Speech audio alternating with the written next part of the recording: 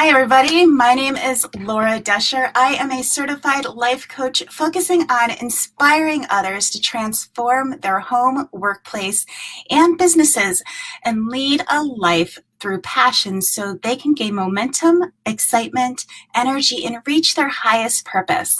I started Passion Pursuer interviews because everyone has their own story and how they got to where they are today. And I want to share those stories with you.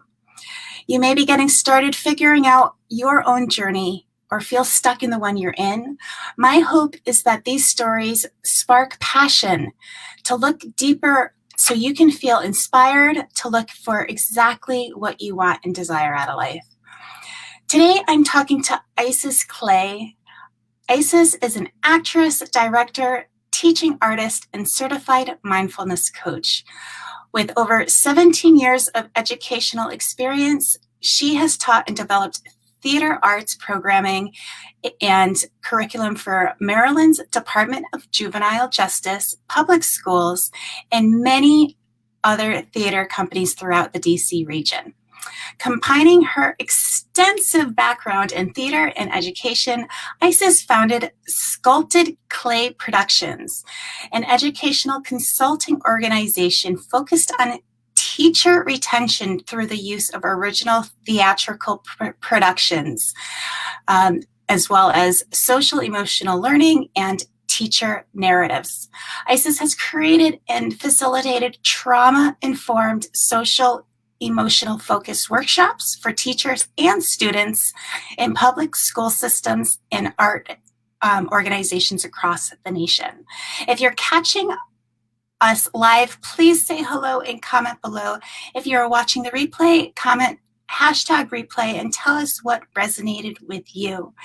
Hey, Ayesis, how are you? Hi, I'm great. Yeah, I'm so glad that I know we've spoken before, and I love chatting with you. So thank you so much for coming back. How are you? I am well. Thank you so much for that amazing intro. It's all you, girl.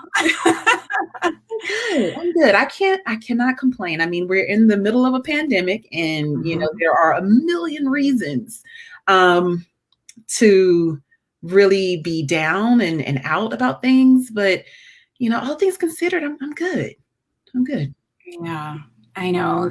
The pandemic really can either suck you into the pessimism or really show you the light of optimism.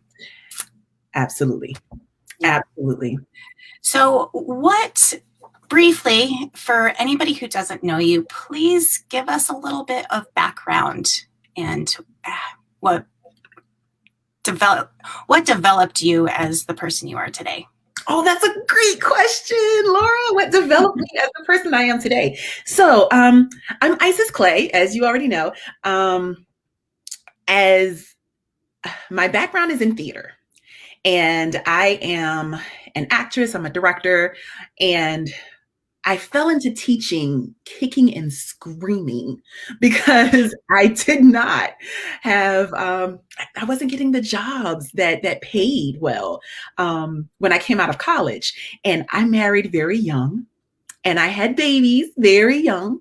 And so you cannot really raise a family when you are, not really getting paid for gigs, you don't know where your next paycheck is coming from. Exactly. Yeah. Exactly. And I found out about the Maryland Department of Juvenile Justice.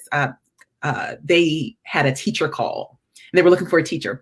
And my husband and I both went for the same job. We went for the same job. We were like, one of us is going to get it. We're going to, it'll be fine. Right. And I'm like, please let him get it. Please let him get it. Please. I'm like out in the. Let me guess, you got it. No, he didn't get it. Oh. No, what happened is I went in and they were like, oh my goodness, yes, he's your husband. Oh, he's amazing. I'm looking at your resume, and it says that you are an actress and you have a background in theater. And I was like, yeah. And they were like, I think that would be a good thing for our students to experience. Do you have a background in drama therapy? And I'm like, no. I have a background in technical theater. I can build you something, but drama Right. therapy, no, I don't. But they were like, you know what? It's fine. It's fine. We're going to hire you both. And that's Wow. So they loved you so much that they actually created a spot just for you. they did. They did. Wow. And I was kicking and screaming with it. But it, like most teachers, when you get into that classroom with the students, and when, the door is closed and you get an opportunity to really connect with young people, it's an amazing, indescribable experience. Really, it is. Like once you get past the bravado, and that I had a lot of bravado that I needed to get past, especially with the students at the juvenile detention centers. Honestly, because a lot of them hadn't been in school, and they had very, very strong feelings about what school was supposed to be. And it was almost like the school system had failed these children to a degree. Society was failing these children, not just the school system. And so once I was able to break that kind of wall that they put up, it was amazing. Like literally, these children were all kinds of artists, Laura. Like I tell this story in my solo show, and I tell the story when to people I meet. I met a young man who had the voice of an angel. I have never heard someone sing as beautifully as this young man sang. And he had no formal training.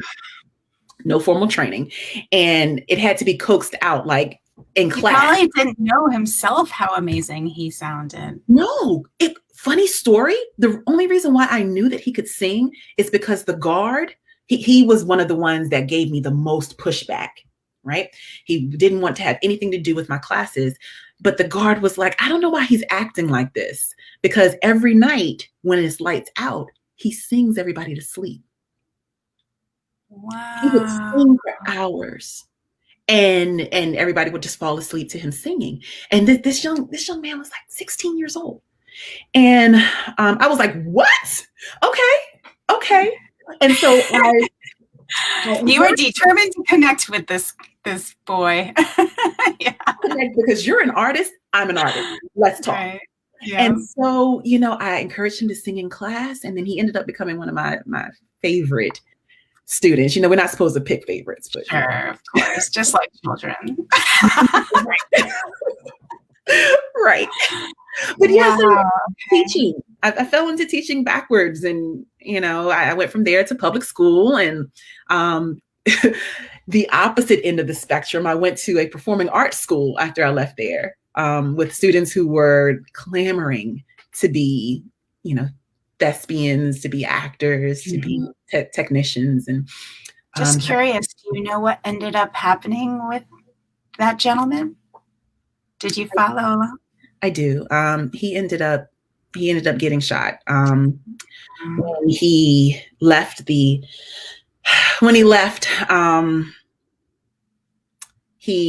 got word, and that was honestly one of the reasons why I left the juvenile detention center, because the recidivism, this revolving door, was always there, and then the fear when they didn't come back was almost even more. And a young man came back that was in at the same time that he was in, and he told us that he got shot in a robbery.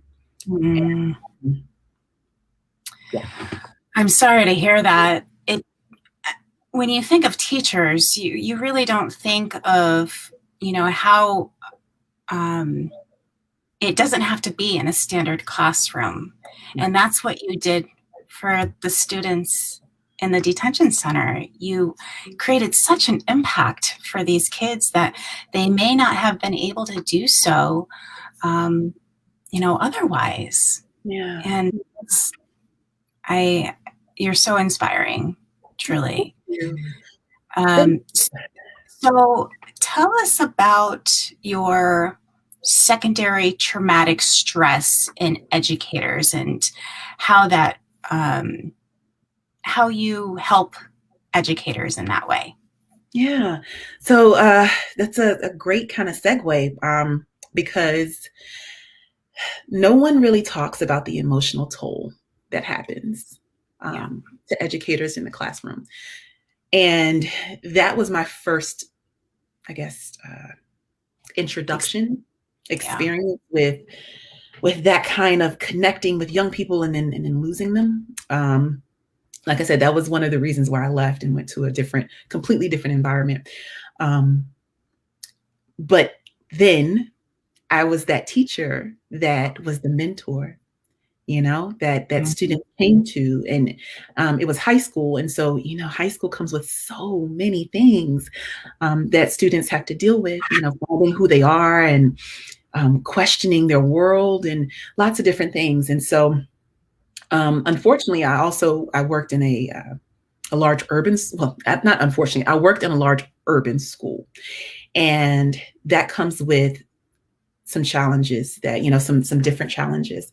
Um, and so in the process of mentoring these students, there were no supports for me to kind of say, all right, you're mentoring these students through this trauma, right?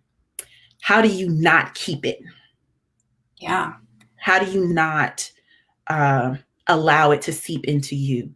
And so I after, mean, yeah, I'm sorry to interrupt, but oh, it's like you don't even have to be an empath to absorb everything emotionally. So absolutely. go on. Absolutely.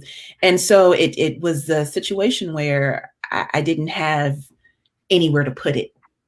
And as a teacher, I was losing a massive amount of sleep.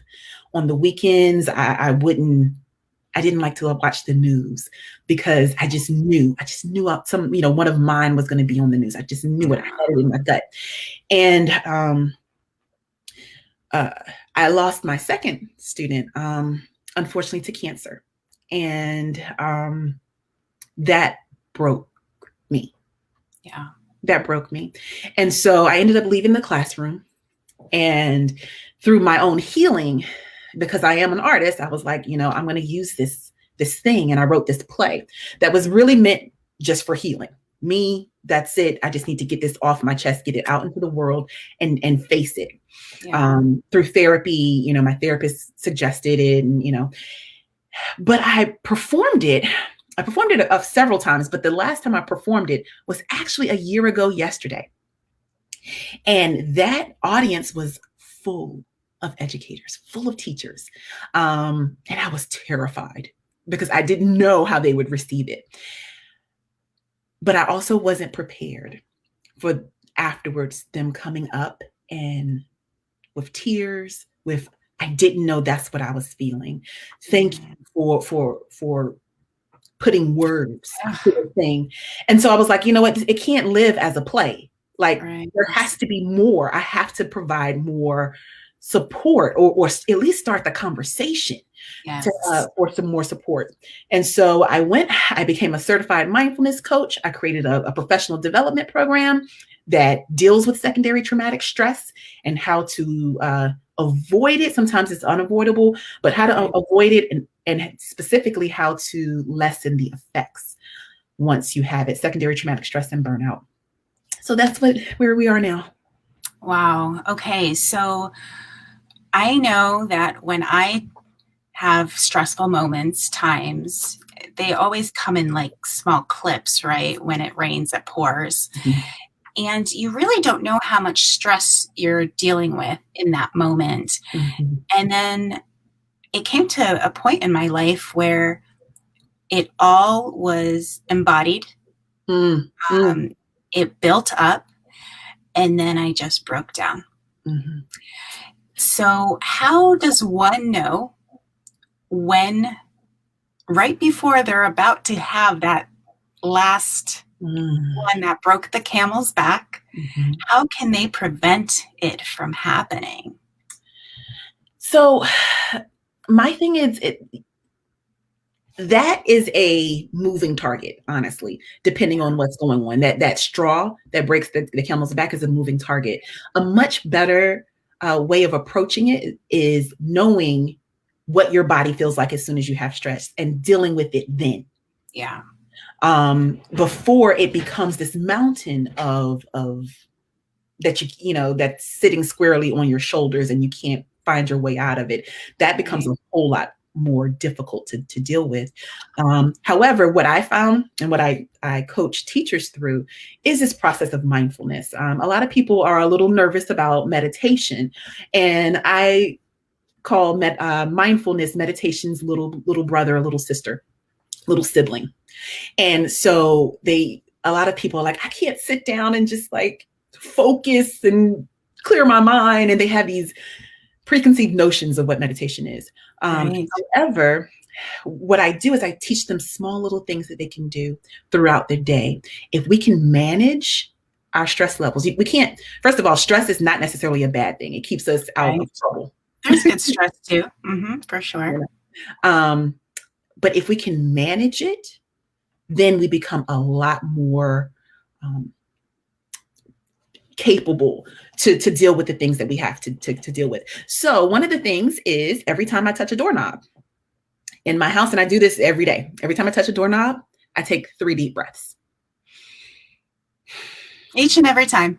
Each and every time I touch a doorknob. Now, ladies and gentlemen, that is consistency. If you now, I mean, we are in a pandemic, and so I'm in my house. Easier. The doors aren't closed for the most part. Right. My favorite is in washing dishes because I hate washing dishes, right? But while I'm washing dishes, I'm focusing on the water, on the feel of the water. I'm not focusing on the dish. I'm not focusing on anything else. Not the action. Nope, just the water and breathing. And water is very cleansing, and it doesn't have to actually go through or on your whole body in order to have that intention of releasing and cleansing while using the water. I love that.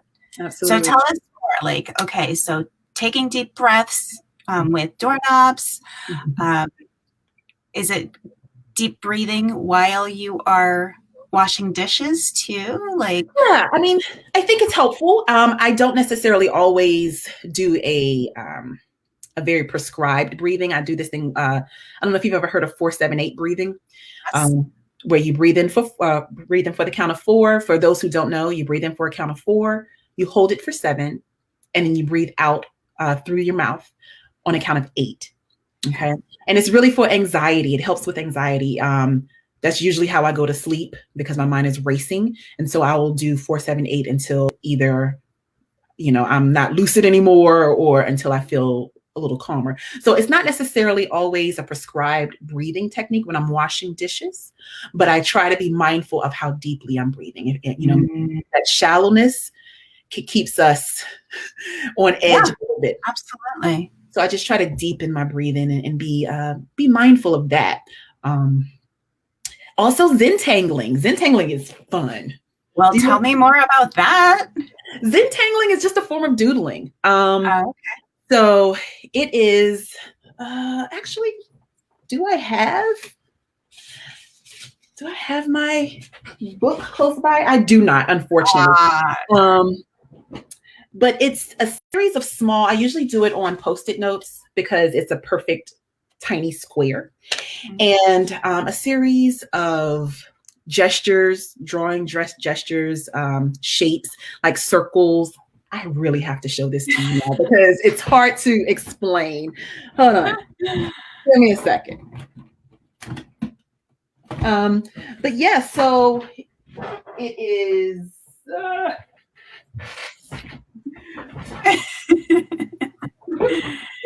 You get everything live, ladies and gentlemen. Get it all. Okay. It looks fancy. It's just imperfect circles. I promise you. And you created that from scratch. It's not something that you color in. Well, I colored it in after Right, but like the shape, you created the shapes and everything. Okay. Yeah. It's not like a coloring book that you. No. Okay.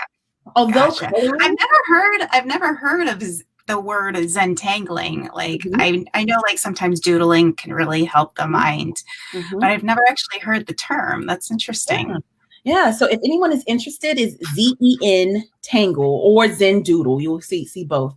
Tangles are the actual thing. That's what so Okay. usually like I'm tangling instead of I'm doodling. Yeah. But the whole point is to not plan anything out. You Just just, let your pen take mhm. control. Yeah, there are no wrong strokes. There's no, It's sort of like journaling, right? Except yeah. in art. Yeah. And journaling is great too. I have a workshop for individual teachers called Right to Be Heard. Okay. And we start with journaling because getting it all out and whether we read it again or not is super important.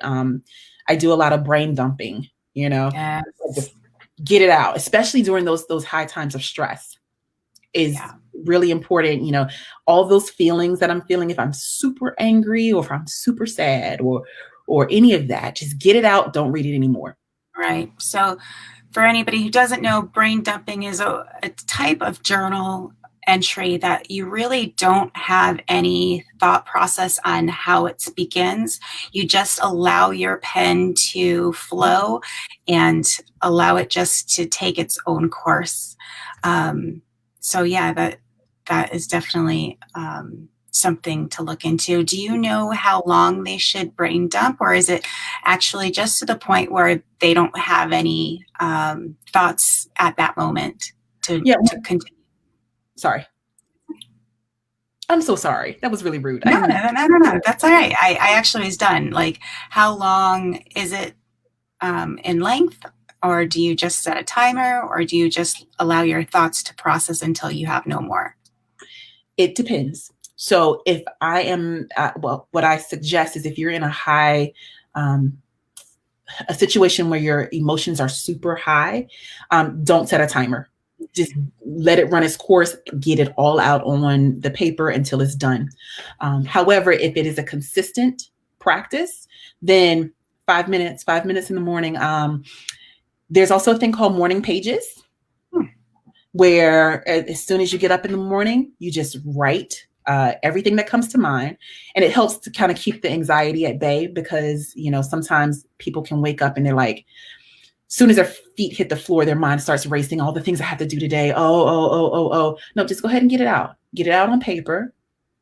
And then the act of writing serves as a mindfulness exercise in and of itself to start your day. So you can do morning pages for 5 minutes.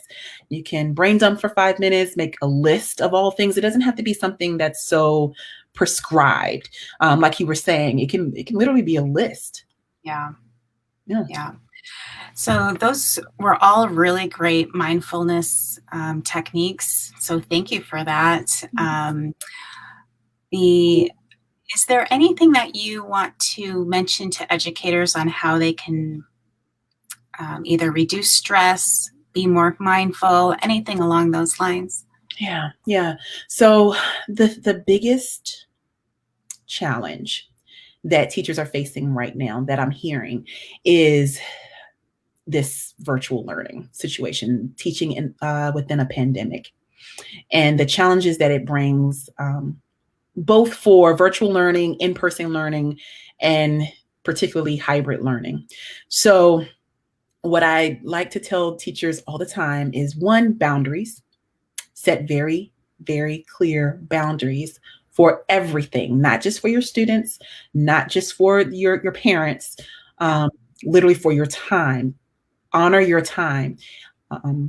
But the other thing, and I had a conversation with a young teacher a couple of weeks ago.